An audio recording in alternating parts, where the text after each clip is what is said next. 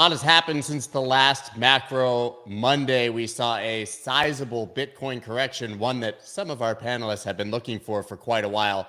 Also saw Evergrande declare Chapter 15 bankruptcy in New York, showing some structural weakness in the Chinese economy that we've also been discussing quite a bit here. And in the meantime, with all of that, bond yields, especially long-term bond yields, have been absolutely ripping. Is this Bitcoin correction simply a bunch of traders trading, or is it actually a function of all of these things that are happening in the macro? I have three amazing co-hosts today, Mike McGlone, Dave Weisberger, and James Lavish, to discuss. Let's go. Let's go.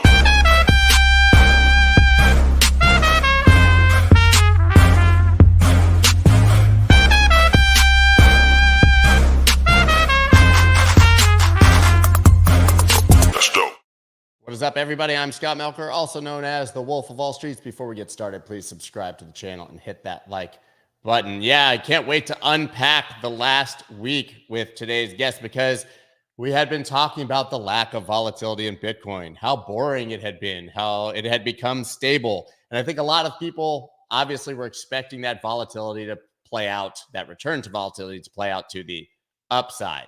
Not exactly what happened. Obviously, we saw some weakness throughout the week. And then in a matter of minutes, we saw effectively Bitcoin crash down to just around 25,000, depending on the exchange that you were looking at. Someone as low as 24,200, I believe.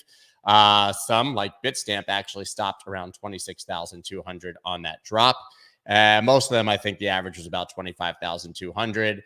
Obviously, that's a level I've been talking about quite a bit. That's exactly where we pumped from on the BlackRock ETF news. And 25,200, also the level where the market structurally, if you were a technical analyst, made a higher high for the first time since the $69,000 lows. All that to say, 25,000 is pretty important, and price is hanging out just above it at the moment. We're going to unpack all this right now. I've got Dave, Mike, and James here. Good morning, gentlemen. Dave, actually, we were on Spaces talking about this, and you dug in pretty deep. And in your opinion, this was a classic.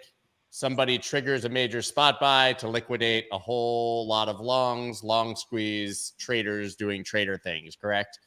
Well, I mean, there's one of two possibilities, Scott. I never want to be definitive. Either somebody was a moron or somebody made a lot of money manipulating the market. For the benefit of your viewers, this is a quick explanation.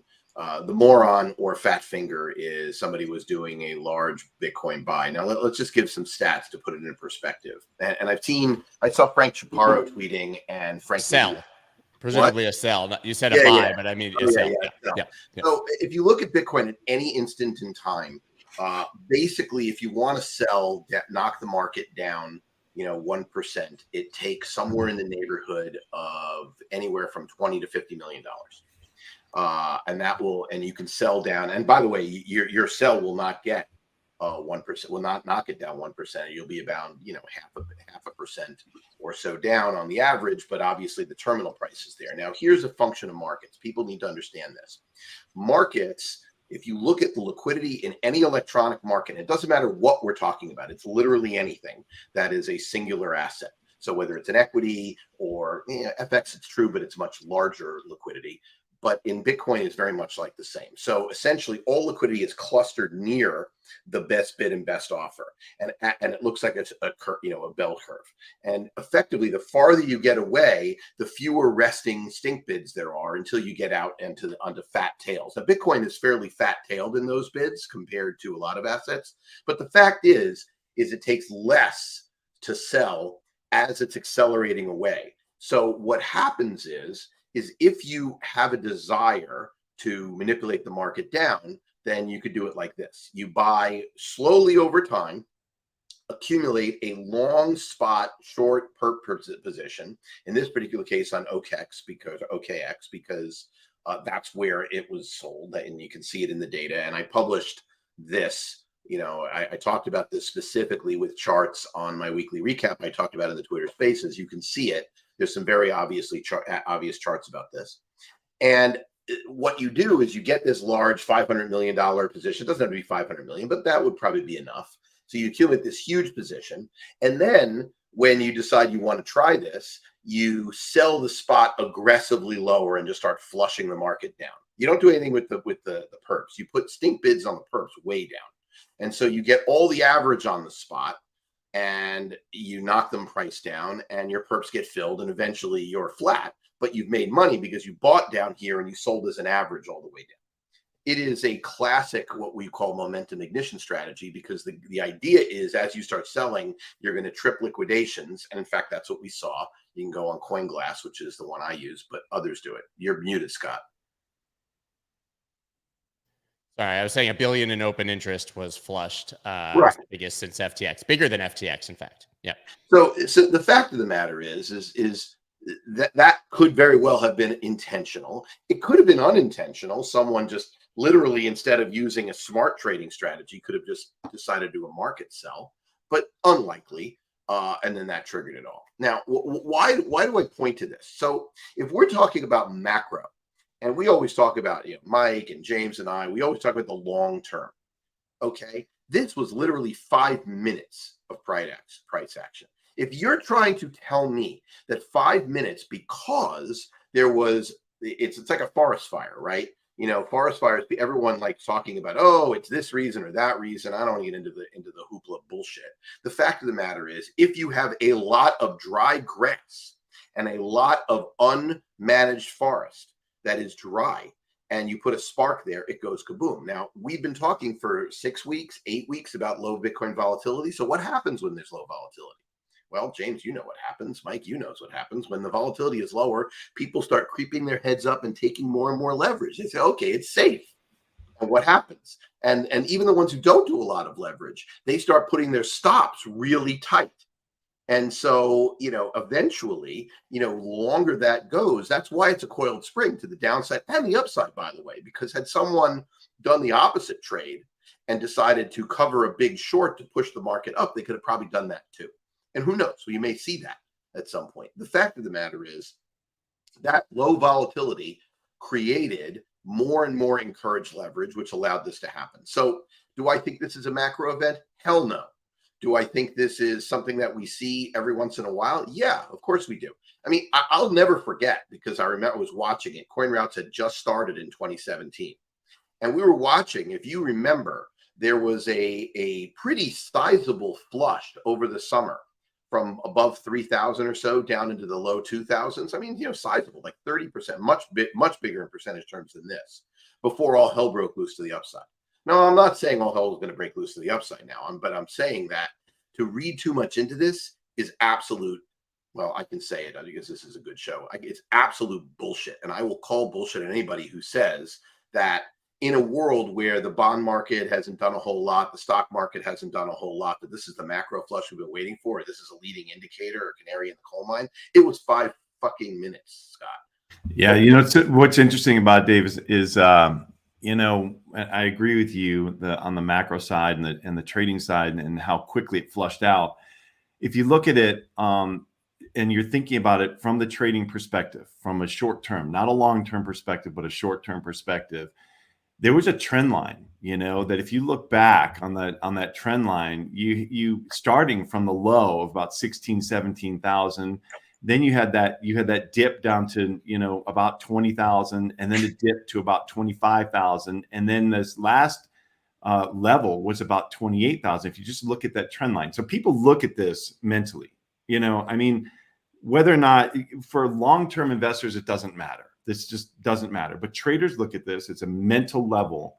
And if you get to that level, right, there it is, exactly that, and you get to that level and you push through that, then there's a flush, because you get a whole lot of traders just back off. They cancel their bids and they just wait to see where it goes. And everybody knows the next mental level is that next, that next spot where that trend line touches, which is about the 25,000.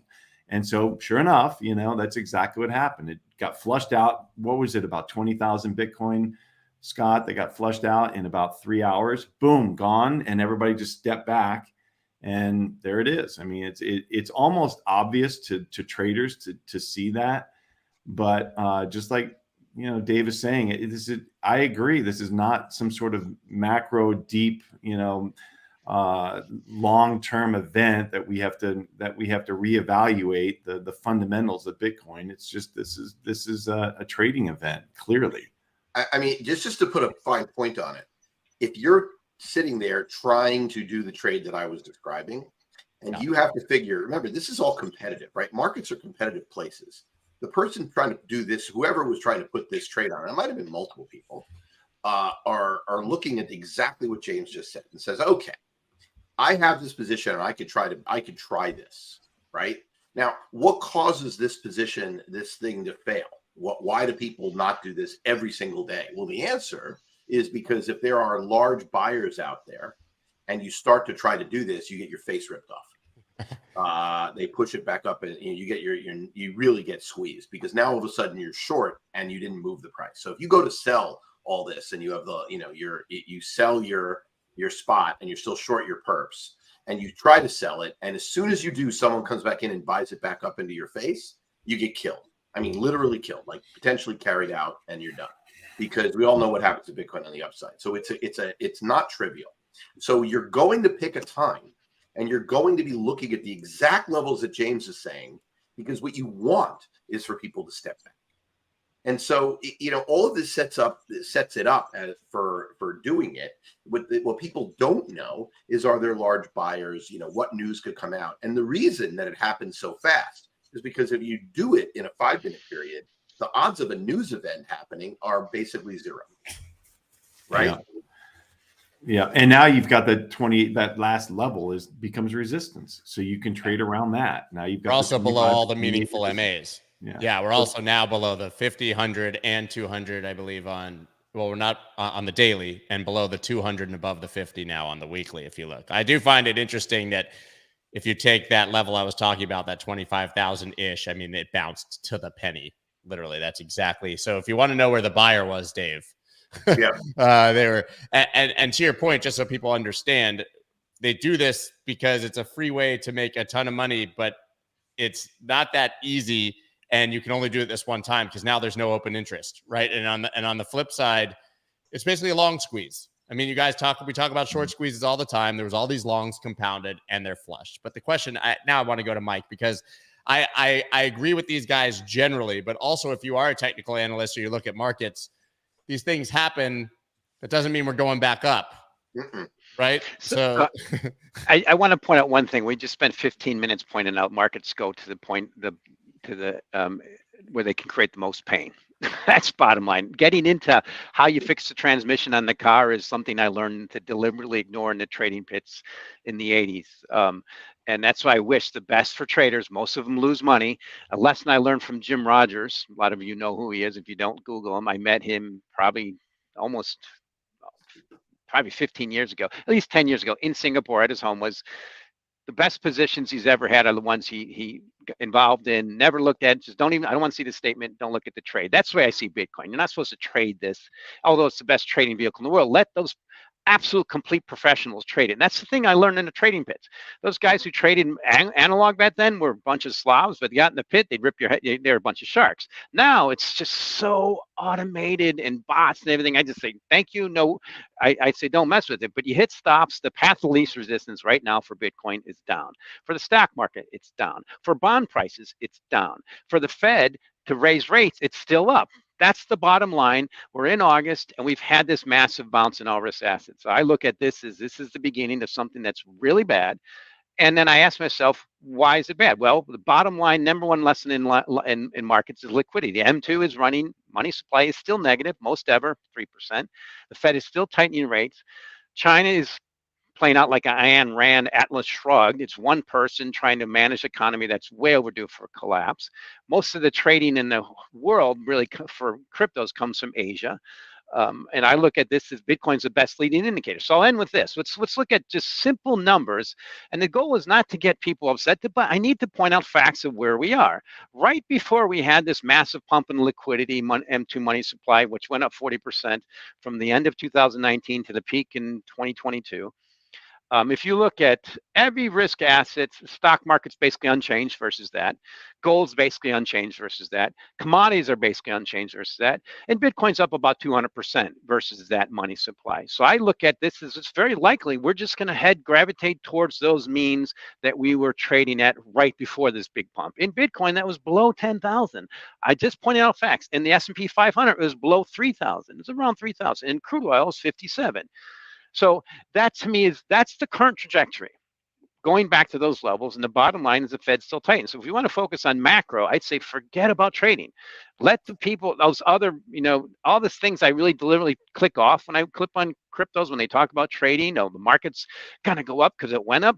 Be careful with those mantras. Those days are over. We've just had the biggest zero interest rate policy rally in our lifetimes, and it's all changed, except for in one country, China's cutting rate. So I look at this as that asset that led the way. I published about this morning, that Bitcoin to me looks like the stock market did in 1930. It is heading lower on a 100-week moving average. The Fed's still hiking rates.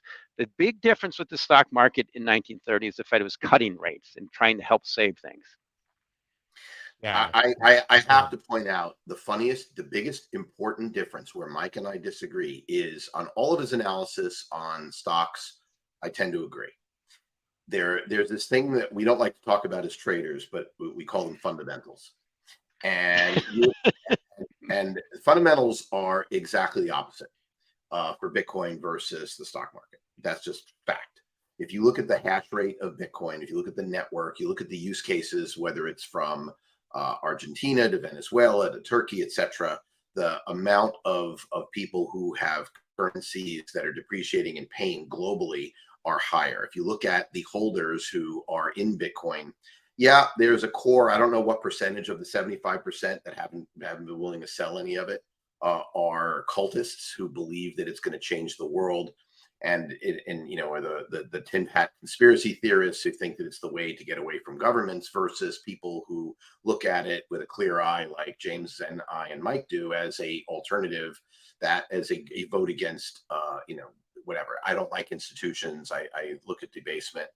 Look, the fact of the matter is the Bitcoin hash rate is still pushing towards an all-time high. It is 4x where it was when it was at the levels Mike talked about. So if you want to value, and you had Mark Yusko on last week, who did a far better job than I will at going through the fundamentals of Bitcoin, or Mike Alfred will go through the fundamentals of Bitcoin very well. The fact is yeah, it's up 200% against the M2 where nothing else is, but its fundamentals are 4x where it was when it was at the levels that Mike talked about. Literally 4 times. So actually, it's a little bit more than that. So depending on whose fair value model you look at, most fair value models of Bitcoin, based on network dynamics, based on hard data, it looks undervalued. Now you flip that script and look at NVIDIA. And if you think that looks undervalued, or basically any tech stock or any bank stock, if you look at any of the stocks on a PE, price to sales, any enterprise value calculation, it is almost impossible to find anything that's been leading the market that isn't looking like 2x overvalued based on really long-term measures of price to sales, price to earnings, etc. So to group them together, I think it's wrong. Doesn't mean they won't trade that way. Mike could very well end up being right, although I doubt it. I think that his numbers are too low because of the fundamentals. But the fact is we all know that when a correction happens, if there is a huge stock market risk asset flush, sure, correlations go up and everything happens. But do I think that Bitcoin is less likely to lead it because of the fundamentals? Absolutely. Because the supply-demand dynamics are such that we are going into a halvening cycle. We do have this thing now called, and yeah, of course, they peaked and went crazy, and now it's much lower, but we've found this new thing called ordinals, and there's other reasons and other things going on in the Bitcoin network that could be talked about. But the absolute reality is the fundamentals of the network itself. That chart is the greatest long-term stat arb trade in history in terms of price versus fundamentals in the Bitcoin network. And it's been a great trade in every direction. When it gets above fair value, it's a great trade to short, right? 69,000 was a great short based on that metric. But it's really important to distinguish that, because this is a macro show and you want to talk about macro long-term things. I think that it's really important to look at that. So I want to agree with you on the macro. The on-chain metrics are awesome. Here's what I'm looking for. I want to see to turn bullish. Here's a key thing I want to point out is 2018. I think it was 18, no 19, when the New York Fed came down on Tether and Bitcoin and Tether wobbled. It was around 5,000. That's when I got bullish on Bitcoin, around 5,000. Again, it went to 69. Didn't get the top, but that was a pretty good signal. I'm looking for any kind of signal to flip this downtrend narrative, which is clearly intact. And fundamentals are great. That's why I think in the long term, buy, hold, and invest. But in the short term, the best performing asset in history can easily go back to 10,000. It's still the best performing asset in history, particularly if and that of course is key thing about all correlations go to one. But you can't. This stuff has never happened in our lifetimes. We have money supply running negative. Bitcoin, it's never happened in our lifetime, life of Bitcoin. The 100-week moving average is trending lower. The high in this move was at the 100-week moving average. It's trending lower, and the Fed is still tight, and the stock market's potentially rolling over. So to me, it's the macro, and Bitcoin's just that leading indicator. And what's Bitcoin usually do? It overshoots. And it's also such a baby. I mean, it's just been around for so long. So I agree with the macro. That's why I started out. We're supposed to the buy and hold investors, but the traders, I think, are smart enough to know is you're supposed to be selling rallies. And by the way, because Fed's against you, and most all risk assets. And if we get lucky enough that we don't have a normal recession, hey, I'll end with this. We had our a mortgage analyst on this morning, Eric Idleborg, pointing out, mortgage is heading to 8% and pointing out the affordability index in U.S. housing is the lowest since the 1980s. We've never had an affordability index this low without a severe recession. That's global. I mean, it's worse in China. So I'm going to point out the macro. And here's, I think, about how important Bitcoin's in the macro is when I fill out my taxes, I have to point out if I buy, hold, or sold any type of cryptos. I've never seen that in any other asset.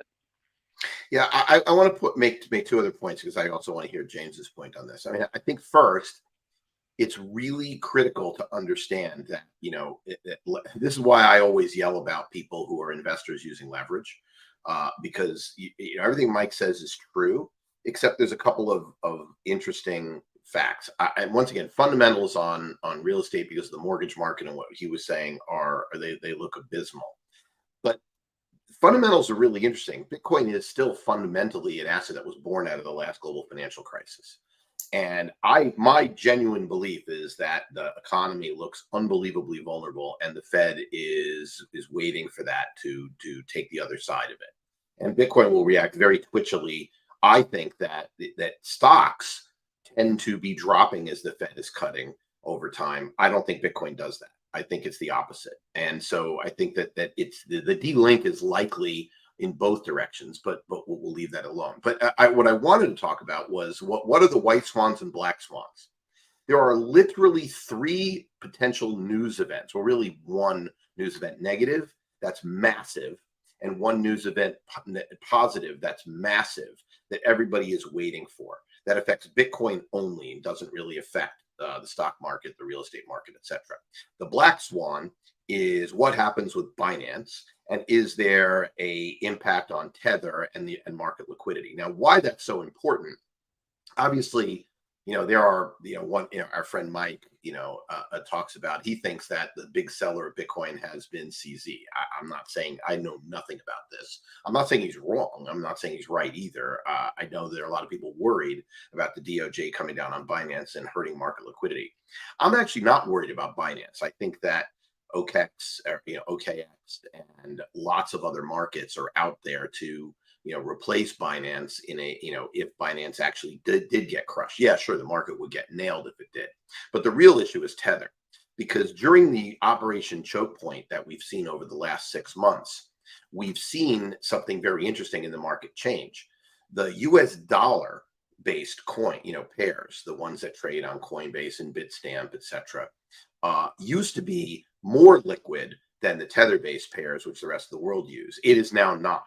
Now there's more liquidity in the Tether-based pairs, right? People have been, the reason Tether is by making far, it's not even close. No, it's not close. And it's, you can buy $1 million of worth of Bitcoin in dollars, and we have charts on this, and you can look at it over the last I have to go reboot it, so I can't give you the exact numbers, but somewhere in the neighborhood it has vacillated between 5 and 14 basis points to buy just a quick $1 million worth of Bitcoin at any one point in time. Tether is between 3 and 4. And that matters. So the liquidity in the Tether pairs is huge. And that's why, by the way, Tether's making so much money. People demand Tether so that they can trade in and out of crypto, use it as margin on various places, do all that. If Tether got killed, now I don't believe they will, but if they did, and they got killed immediately overnight, that would cause a massive flush in the crypto market. Probably the clearing low that would do it. And that's the black swan that people are worried about. On the white swan side, there is enormous latent demand from people who cannot buy Bitcoin. And when the SEC finally is pushed to realize that they've been punishing investors in order by picking, by basically saying, they don't want it to go up, and they approve a Bitcoin spot ETF. And I honestly think they will do so because they've approved the futures ETF and they're essentially hurting investors by doing it, basically forcing people into inferior products, which is quite literally the opposite of their mission. Whatever it takes to make the SEC decide to do this, and I think they will for a variety of reasons, most notably that if they approve this one, they actually gain some oversight over the spot market, which is the only way they could get it. I believe that white swan event, which is not nearly as click a switch and it goes to 200,000. I'm not saying that. I think it's much more gradual. But that change in the supply-demand dynamic is massive.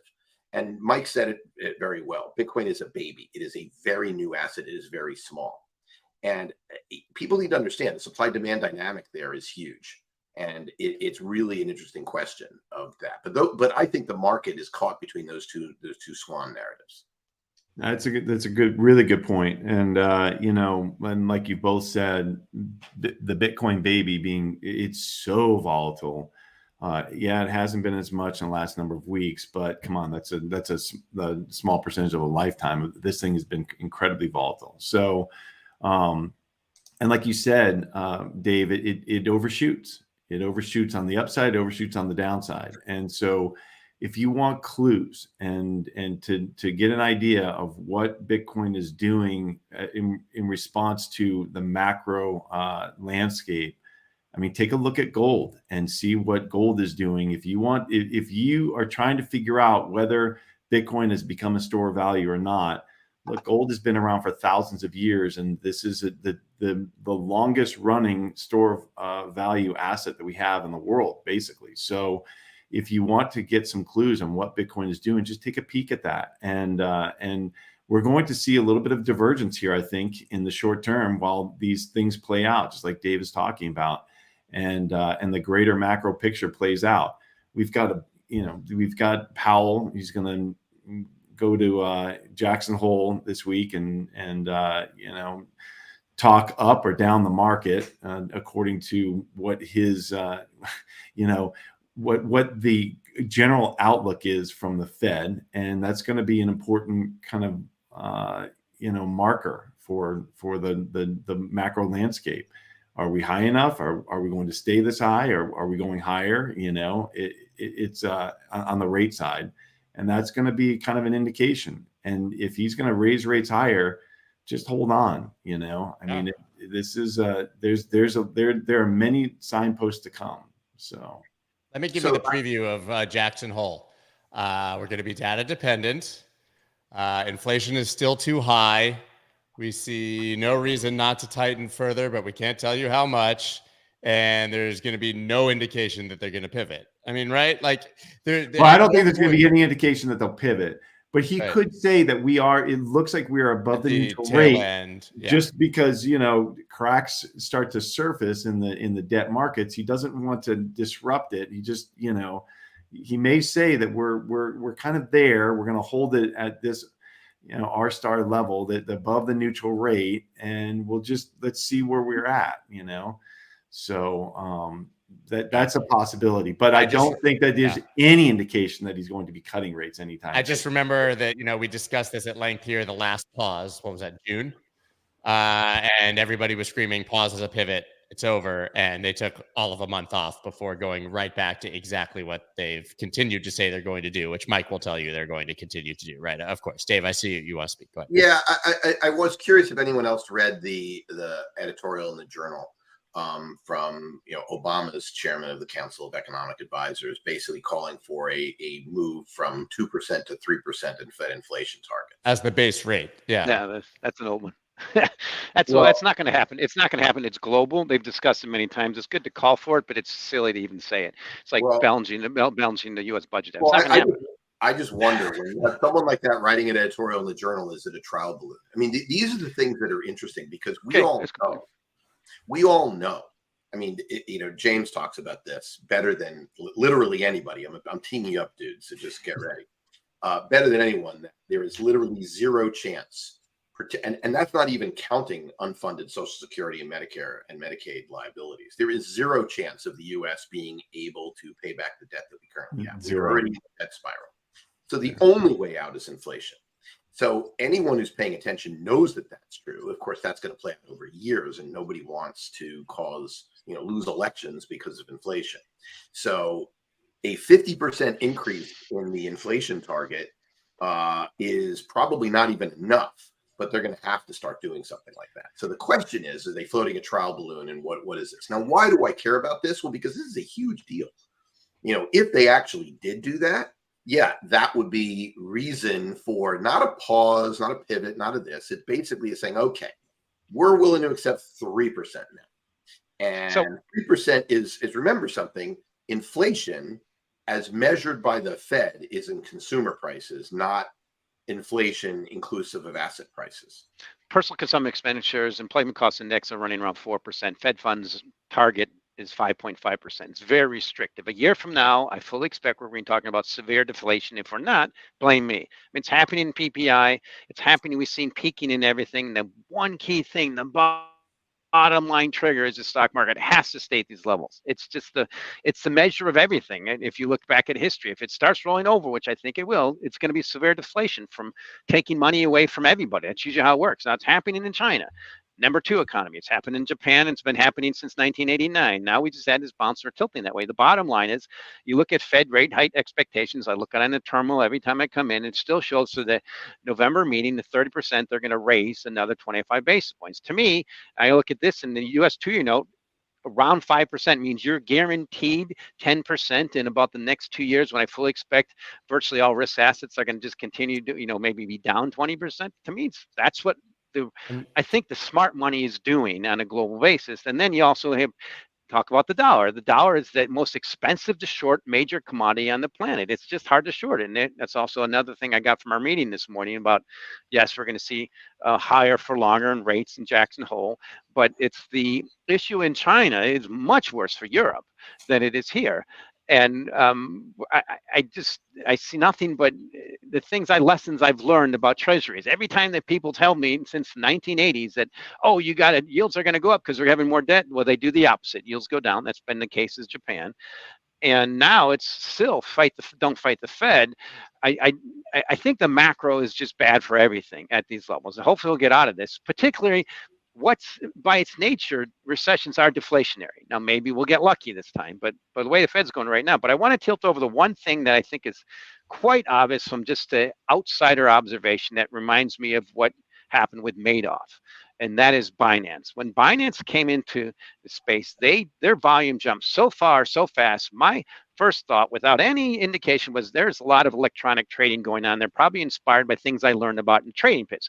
When an exchange launches a new product that wants it to trade, they'll support locals to trade it. Now, I look at this, they might have done something on a very big scale to support the bots to just trade so we can get the volume and show how great we are. That's just logical.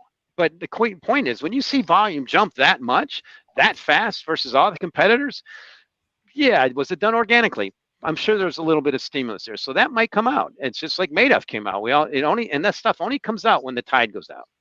I want to mention really quick, Mike, the second order effect of what you're talking about of smart money moving to bonds that a lot of people here might not think about. That's important as retail is not only do you lock in that 10%, but if you're right, you also then have cash to buy these massive dips. That's the whole idea. So I say 2 years from now, if people say to me, man, McGlone, you're an idiot. The stock market went up 20% and you only made 10%.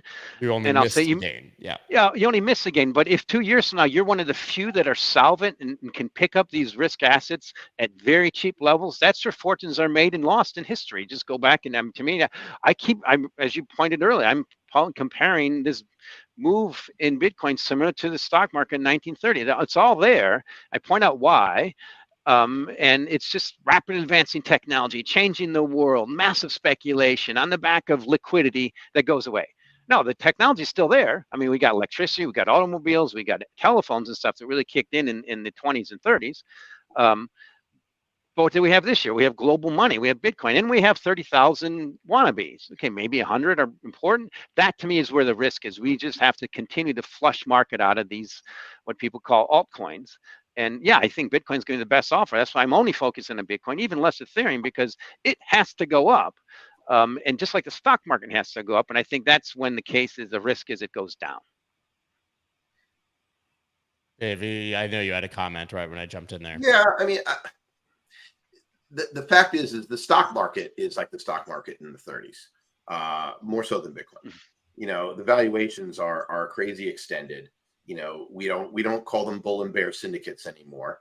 Now we have, you know, index funds and we have hedge funds in very crowded trades on the same, you know, chasing the same thing. I mean, look, I helped build the first futures trading, arbitrage trading in Japan in the late 80s and had a front row seat for what happened in the 90s. And all through the late 80s, as Japan was making new highs, and even when it was starting to come down, it was like, well, you know, we can justify a PE 3 times the rest of the world because we have what was called karetsu, which is the cross ownership. And so we didn't have as much supply on the stock market. And they literally thought that. And what ended up happening, obviously, was a lost more than decade as it crashed and still hasn't recovered back to its all-time highs, by the way, you know, 30 years later. So look, and Mike talks about turning Japanese. It is entirely possible that the stock market, which is priced for perfection and continued perfection, will, if there is a macro event, as he says, will roll over. I'll say this. There is also a very real chance, if Mike is right about China, and China has to retrench and they get a flush out there. What does that mean to the stock market? And what does that mean to other assets? It means a lot to many, many, many companies who are dependent upon you know, supply chains coming out of China, all sorts of things. There are lots of reasons to believe that the impact there will be in the larger market, not in the smaller markets. I just don't buy the Bitcoin as canary in a coal mine. I'm not saying it won't move with those, because obviously it could. But the truth is there's a lot of reason for the G20, including China, to kick the can down the road and do everything they can to do that. You know, a large part of it is the debt spiral, but it's not just that. I think we also probably, you know, as macro kind of, you know, analysts, we overestimate just the amount of coordination that there is between the Fed, the White House, and the Treasury. I think they each have their own like separate jobs, and not even the White House, more the Congress, right? And Congress is they're getting reelected. That's their job. Like they don't even really care about the spending. As long as it gets them votes, they'll spend it, right?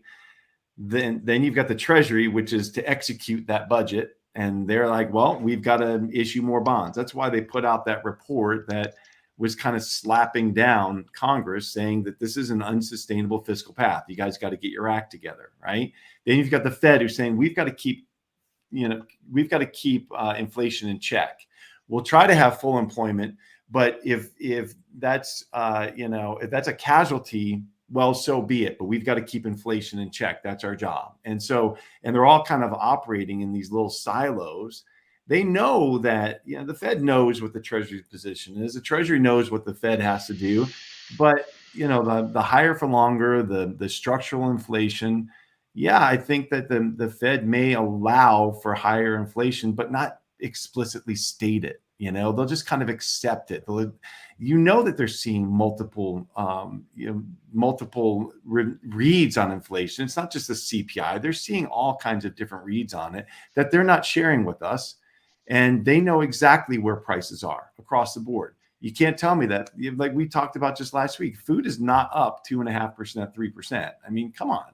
You go to the grocery store, that's not reality. So they may allow for that because they know the Treasury's position, but it's not explicit. They're not, it's not as coordinated as we might expect, is the way I feel. Well, I got to respond on that one because I'm glad you brought that out, James. That's one thing I've noticed about you, Scott, right away. For people like me, Dave, and James, I mean, I started reading the Wall Street Journal when I was a teenager. I've just been in the market since I was a kid and in the macro. The way you've come into this space, we've had a different background and stuff you come up with. I'm like, wow, this guy knows his macro pretty well. But that's a key thing I've learned about watching crypto people. A lot of people will repeat stuff they hear like, oh, the Fed's going to crush the dollar. The Fed meeting, if you read through the minutes, this is a lesson I learned decades ago, does not care about the dollar. They've never really mentioned it in their minutes. And if they do, it's very rare. They have their mandate and they mention it. And right now, that's the dichotomy that's happening, except in the case of declared war.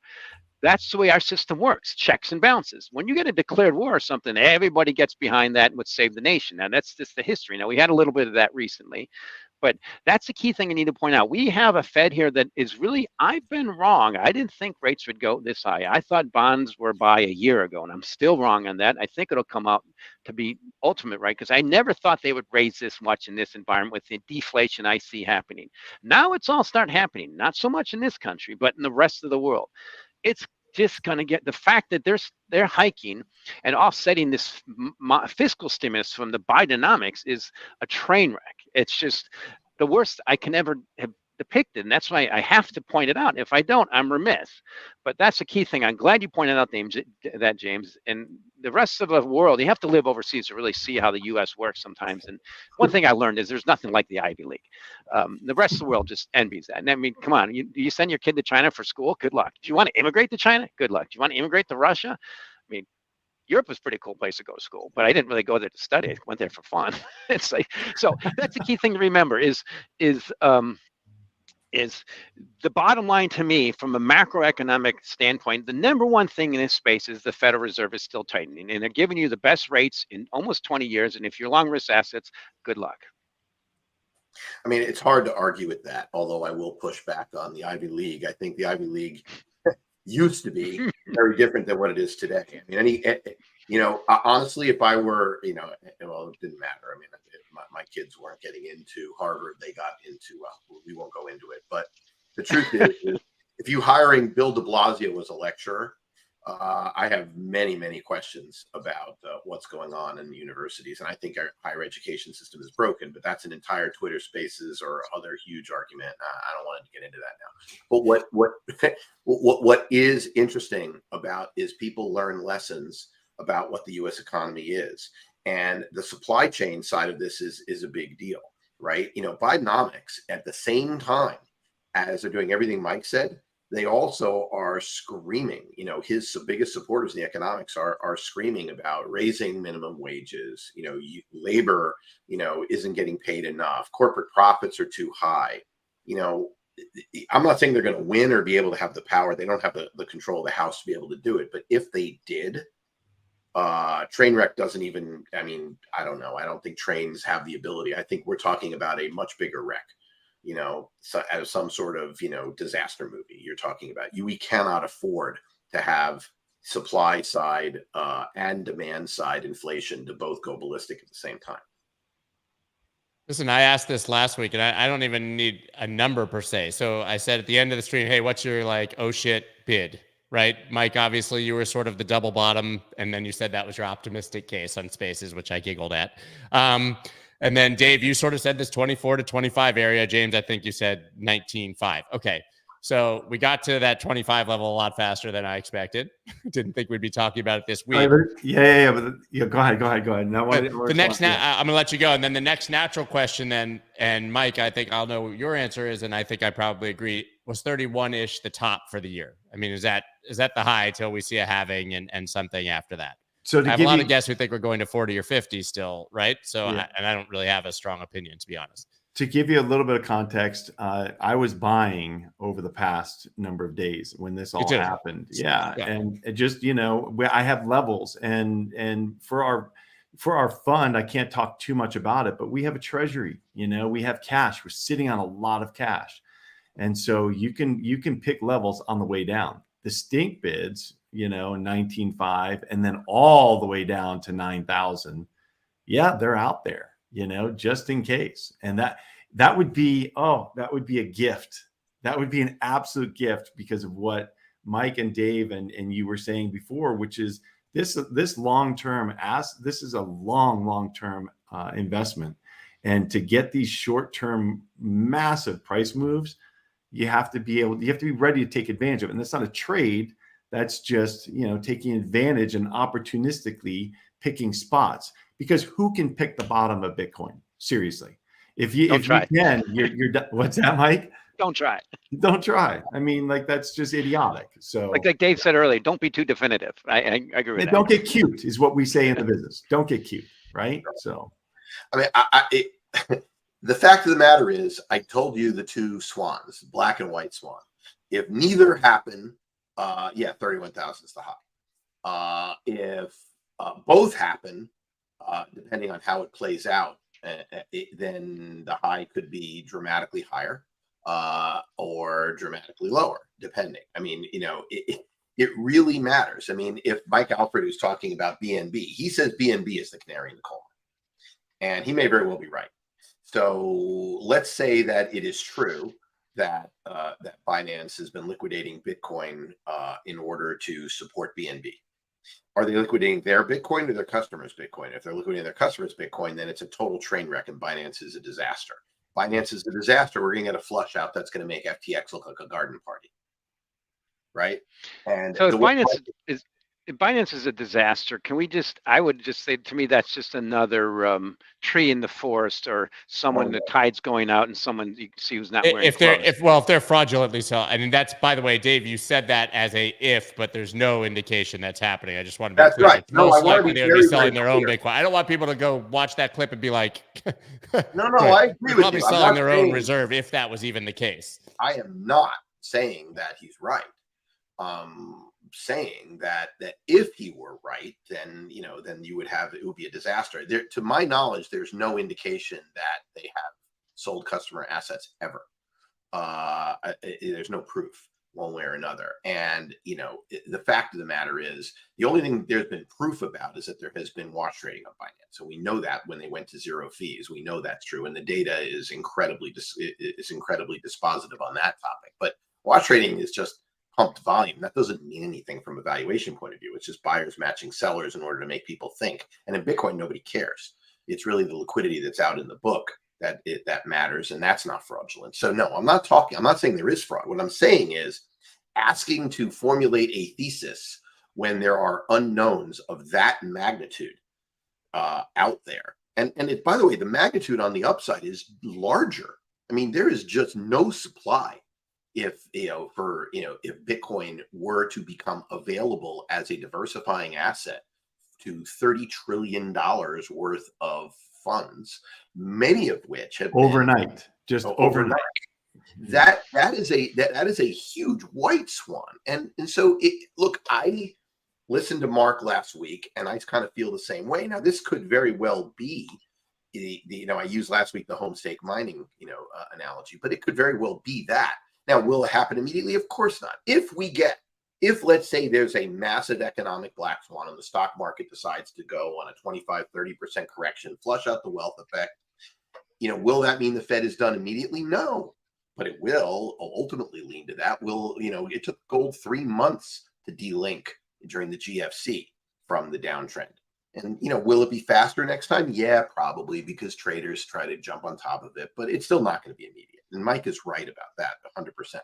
So you got essentially 3 stories that are all tracking, and you want to make a definitive prediction. Good luck.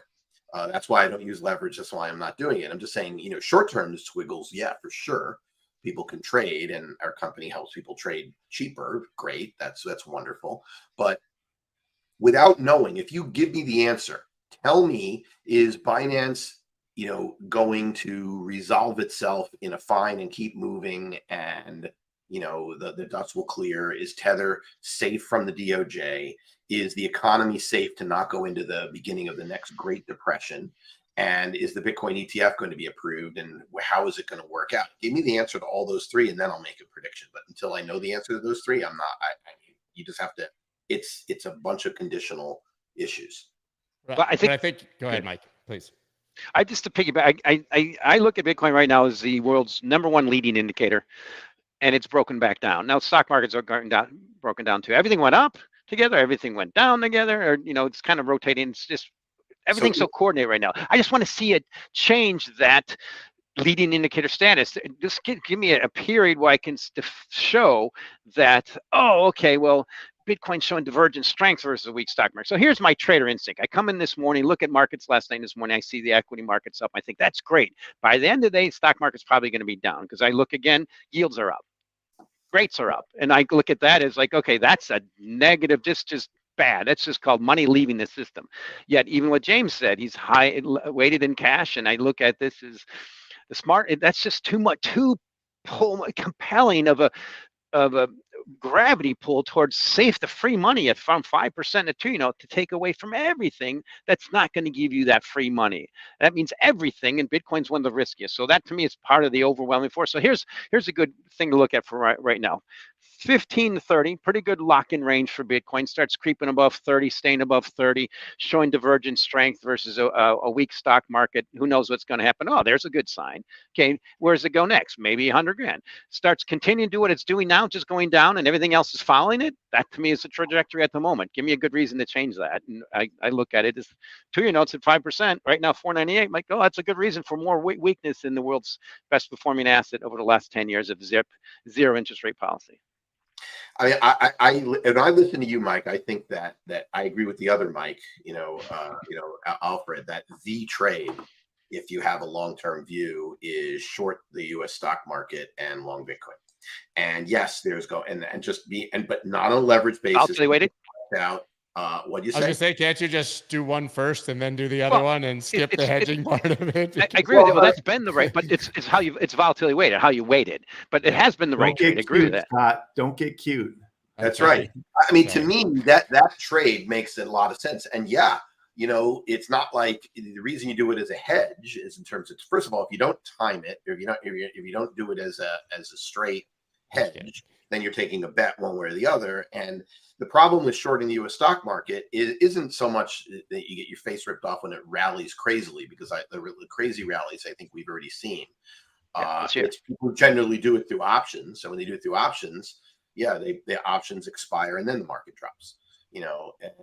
Which is the time value of volatility, and et cetera. So I'm not talking about a trade, but I'm just saying, I listen to you, and I tend to agree that the fundamentals will ultimately matter. I mean, I know, if you ever had Cliff Atznes on, listen to him talk about the valuation, side of the story. And look, eventually, in the very long term, the market is a weighing mechanism, a discounting mechanism. In the short term, the markets can do whatever the hell the markets want to do. And we understand that. And what I always look, people always ask me, well, when do you think the stock market's rolling over? It's like, well, the stock markets are rolling over when the bond market and the stock market are both moving simultaneously. Except here we've had and in every other period of time when you were watching the stock market and saying, oh, it's going to go down this time, the bond market was rallying. And so it was like, okay, that's not going to happen.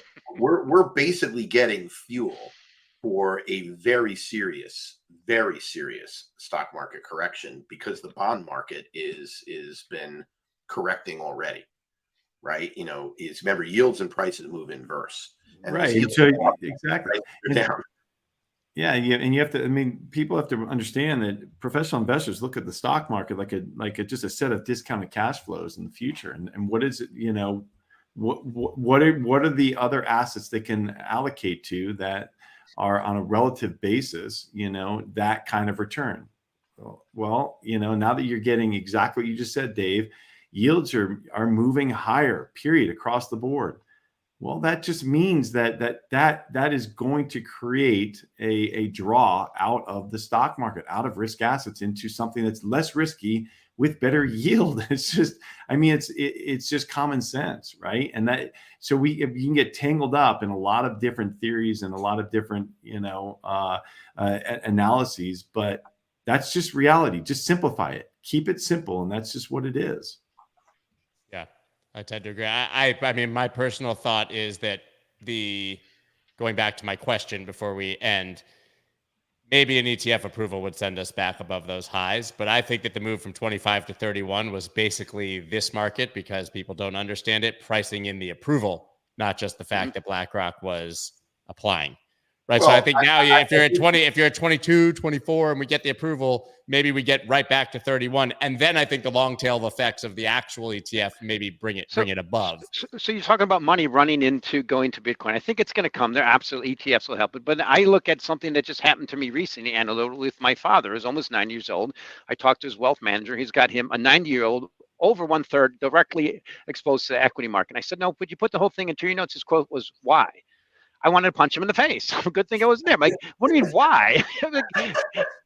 But then it made me realize what's happened in the space. There's so many people who, on that side of the business, can make no money at zero interest rates. They come up all with different ways to do it now, with different strategies and everything. But there's a certain time in your life, like I remember it, yes, 2000 I was early, and yes, 2007 I was early, but I've never seen this where there's alternatives standing in your face and your average person doesn't realize it yet, and they will when the hit stops. A 90-year-old should definitely be in bonds. My mom is 80 years old, and I just moved her, recently into 100% short-term treasuries, basically. Thank you. Guaranteed. 5%. Like, what are you thinking? Of course.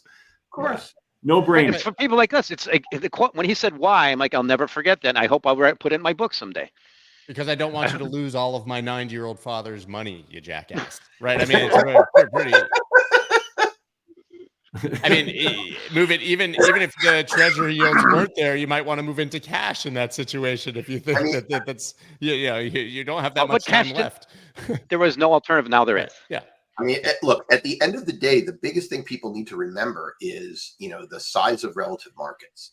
And I don't think any sane financial manager managing a portfolio for someone under the age of 50 is talking about allocations to, Bitcoin of more than, some very small, low single digits. 1 to 3%. Yeah. Right. Yeah. Agree with that. That, of course, is easily enough to propel Bitcoin higher. But the fact of the matter is that when you start looking, my guess is, Mike, that the real reason that he would say why is because, I don't make any money.